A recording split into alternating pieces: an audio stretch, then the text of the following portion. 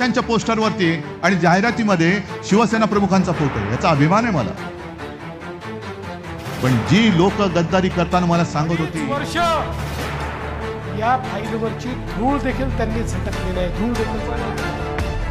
एक बार जबान दिया, एक बार कमिटमेंट किया तो ये खुद की भी नहीं सुनता.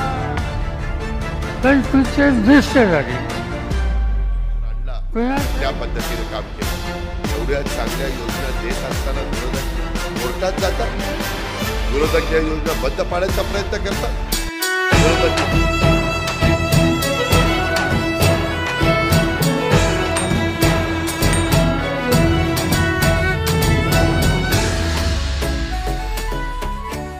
टायटलवरून आपल्या लक्षात आलंच असेल की आजचा व्लॉग हा राजकारणासंबंधित असणार आहे. नॉर्मली आपल्या चॅनलवरून ट्रॅव्हल ब्लॉग्स, कुकिंग रेसिपीज आणि अधूनमधून कलेसंदर्भातील व्हिडिओ अपलोड केले जातात. पण येऊ घातलेल्या विधानसभा निवडणुका आपल्या सर्वांसाठी खूप महत्त्वाच्या आहेत. या निवडणुका फक्त महाराष्ट्राच्या विकासासाठी महत्त्वाच्या आहेत असं नाही, तर महाराष्ट्राच्या राजकारणाचा जो विचका उडाला आहे तो थांबण्यासाठी या विधानसभा निवडणुका खूप महत्त्वाच्या आहेत. या निवडणुका ठरवणार आहेत की मागच्या 2-3 वर्षात महाराष्ट्रात जे घाणेरडं राजकारण घडवलं गेलं, पक्ष फोडले गेले, पक्ष पळवले गेले, हे असंच चालू राहणार की महाराष्ट्रातील जनता या सर्वांना लगाम लावणार आहे.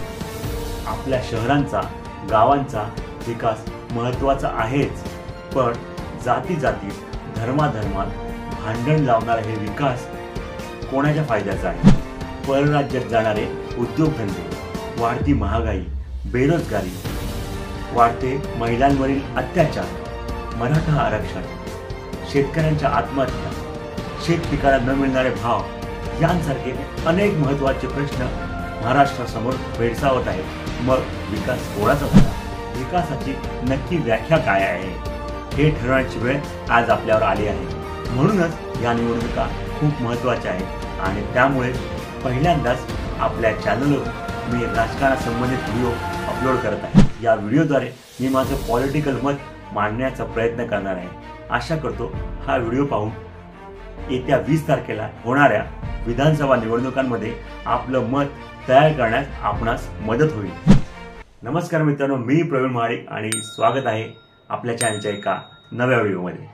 येत्या विधानसभा निवडणुकांमध्ये आपल्यासमोर 2 मुख्य पर्याय आहेत. एक म्हणजे महायुती, ज्यामध्ये भारतीय जनता पार्टी, शिवसेना शिंदे गट आणि राष्ट्रवादी अजित पवार गट, त्यासोबतच त्यांचे छोटे मोठे मित्रपक्ष आहेत. तर दुसऱ्या बाजूला आहे महाविकास आघाडी, त्यामध्ये काँग्रेस, राष्ट्रवादी काँग्रेस, शरद पवार पक्ष आणि शिवसेना उद्धव बाळासाहेब ठाकरे गट.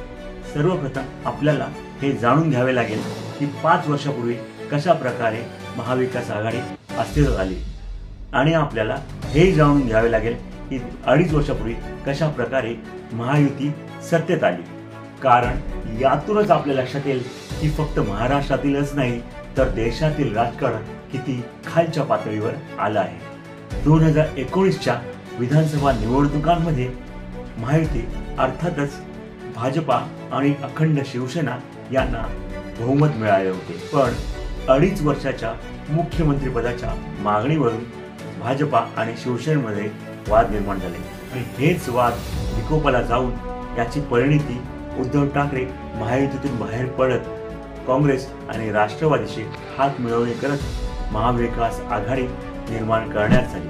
जवळपास 2.5 वर्ष हे महाविकास आघाडीचे सरकार अस्तित्वात होते. उद्धव ठाकरे यांनी मुख्यमंत्री पदाची शपथ घेताच पहिलाच निर्णय घेतला तो म्हणजे शेतकऱ्यांच्या संपूर्ण कर्जमाफीचा. पण सरकारचा हनीमून पिरियड संपण्याआधीच सरकारची खरी कसोटी सुरू झाली ती जागतिक महामारी कोविडच्या स्वरूपात. या काळात मुख्यमंत्री म्हणून उद्धव ठाकरे यांचे कार्य सर्वत्र गौरविले गेले.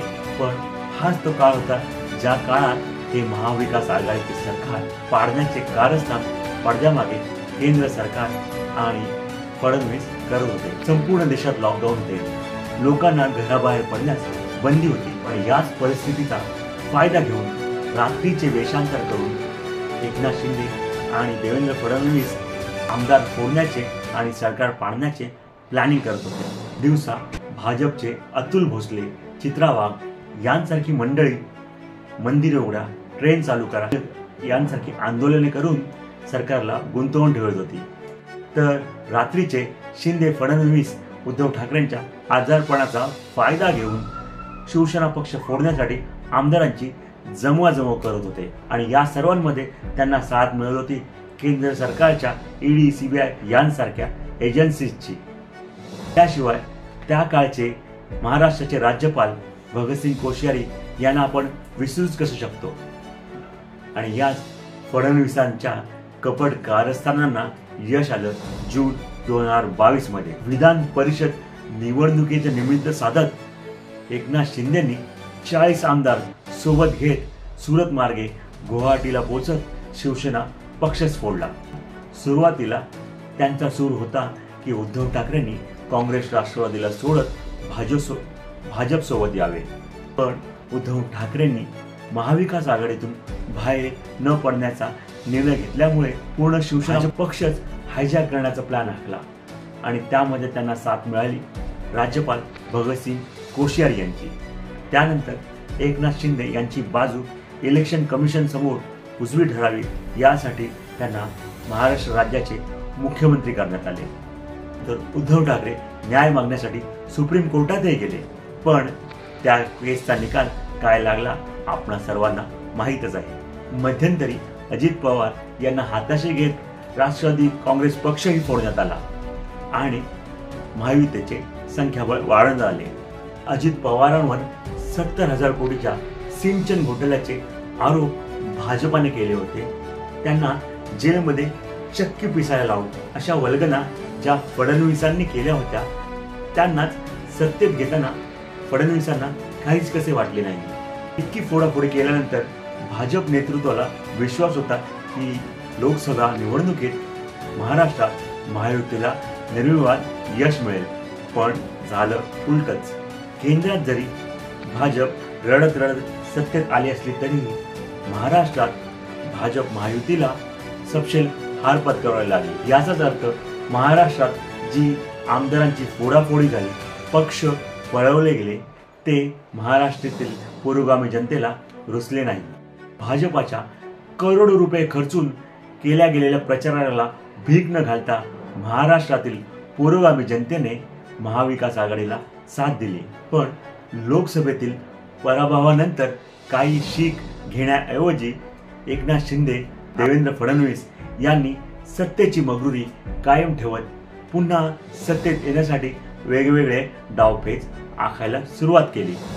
आमदार, कार्यकर्ते फोडण्याखेरीज लाडकी बहीण सारख्या योजना आणल्या गेल्या। लोकसभा निवडणुकीच्या पार्श्वभूमीवर आणण्यात आलेली शासन आपल्या दारी ही योजना आपल्या लक्षात असेलच। लोकसभा निवडणुकीत सपाटून मार खाल्ल्यानंतर ही योजना बासनात गुंडाळण्यात आली। विधानसभा निवडणुकीच्या पार्श्वभूमीवर लाडकी बहीण योजना आणण्यात आली, ज्याद्वारे महिलांना दरमहा 1500 रुपये देण्याचे ठरवले गेले। ज्या प्रकारे निवडणुकीदरम्यान लपून छपून घरपोच पाकिटे पोचवली जातात त्यातलाच हा प्रकार नाही का? एक प्रकारे निवडणुकीदरम्यान पैसे वाटपाला लीगलाइज करण्याचं काम हे करण्यात आलं। कायद्यातील चोर वाटा शोधून सत्तेत आलेलं हे अनैतिक सरकार अशाच प्रकारच्या अनैतिक योजनांद्वारे सत्तेत पुन्हा येण्याचं स्वप्न बघत आहे। महाराष्ट्रात येणारे मोठे मोठे उद्योगधंदे गुजरातला पळवून नेले जात आहेत, त्यामुळे महाराष्ट्रातली बेरोजगारी वाढत चाललेली आहे। त्याचा जाब मोदी, अमित शहांना विचारण्याचे धाडस देवेंद्र फडणवीसांमध्ये नाही। यापेक्षा मोठा प्रकल्प साहेब आपणास देणार आहेत, त्या प्रकल्पाचं काय झालं असा प्रश्न विचारण्याचा धाडस एकनाथ शिंदेमध्ये नाही। पिकाला भाव मिळत नाही म्हणून महाराष्ट्रातील शेतकरी रोज आत्महत्या करतायत। असे असूनही कांदा निर्यात बंदी, सोयाबीन, विविध डाळी, साखर यांसारख्या वस्तू आयात करून भारतातील शेतकऱ्यांच्या मालाच्या किमती अजून खाली घसरवल्या जात आहेत। या सरकारला भारतातील शेतकऱ्यांचं काही देणं घेणं आहे की नाही हे विचारण्याची वेळ आज आली आहे। स्वयंपाकाच्या गॅसची किंमत 400 रुपये असतानाही रस्त्यावर ठणाणा करणाऱ्या भाजप नेत्यांना आज त्याच स्वयंपाकी गॅसची किंमत 800 ते 1000 रुपये पोहोचल्यावर भाजपाचे नेते मूग घेऊन का बसले आहेत? महागाईने सर्व जनता त्रस्त आहे. सामान्य नागरिकांचा महिन्याचा हिशोब कोलमडला आहे आणि म्हणूनच आम्ही दर महिना महिलांना 1,500 रुपये देतोय असे म्हणणे म्हणजे सरकार एक प्रकारे आपल्या अपयशाची कबुली देत तर नाही ना. शहरेच्या शहरे बकाल झाली आहेत. शहरांमध्ये गुंडागर्दी वाढलेली आहे. पोलीस प्रशासनाची भीतीच या राजकारण्यांनी पाळलेल्या गुंड्यांना राहिलेली नाही आणि त्यामुळेच राज्यभरात महिलांवरील अत्याचारात वाढ झाली आहे. केंद्र सरकारच्या स्मार्ट सिटी योजनेचं काय झालं हे विचारण्याचे धाडस या महाराष्ट्रातील भाजप नेत्यांमध्ये आहे का? आजकाल दररोज नवीन सरकार प्रणित वेगवेगळे सर्वे प्रसारित केले जात आहेत आणि त्याद्वारे हे महायुती सरकार पुन्हा सत्तेत येणार आहे हे लोकांच्या मनात बिंबवण्याचं काम केलं जात आहे.